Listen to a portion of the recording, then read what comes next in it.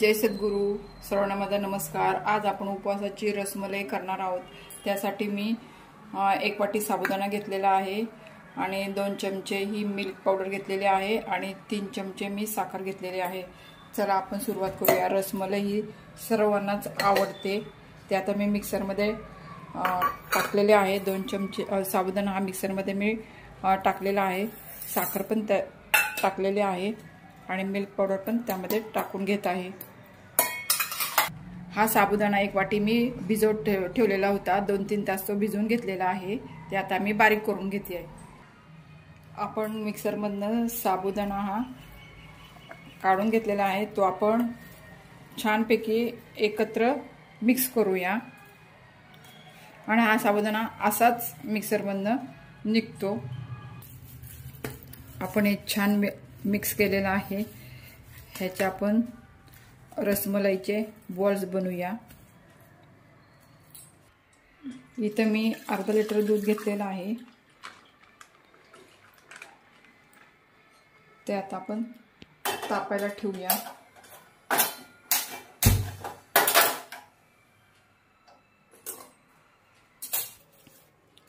आपलं तिकडे दूध तापते तोपर्यंत आपण हे बॉल्स तयार करून घ्या. हे साबुदाणा चिकट असतो त्यामुळे मी हाताला तूप लावलेलं आहे आणि हे बॉल्स करून घेते.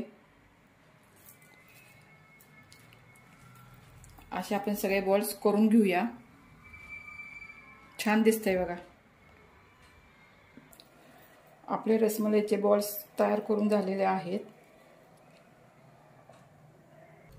आपलं आता दूध उकळलेलं आहे. त्यामध्ये आपण थोडंसं केसराच्या काड्या टाकूया म्हणजे आपल्या रसमलाईला छान कलर येईल.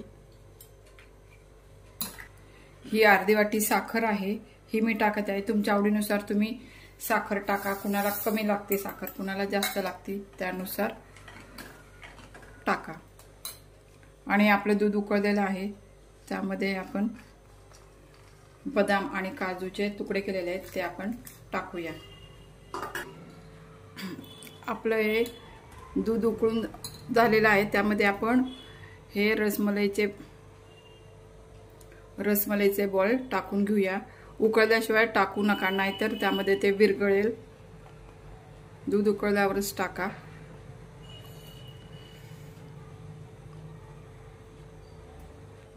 आपण हे 5 मिनिटं उकळून घेऊया. आपली रसमलाई बघा किती छान झालेली आहे. कलर पण केशरमुळे त्याला छान आलेला आहे आणि घट्ट पण झालेले आहे. अशी उपासाची रसमलाई तुम्ही नक्की करून बघा. आपली रसमलाई झालेली आहे.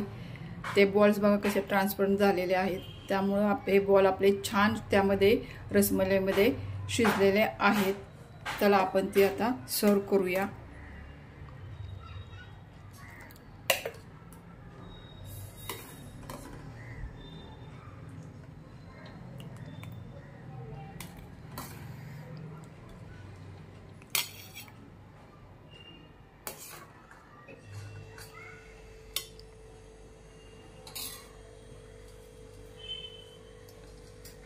त्यावर थोडे बदाम आणि काजूचे काप टाकूया.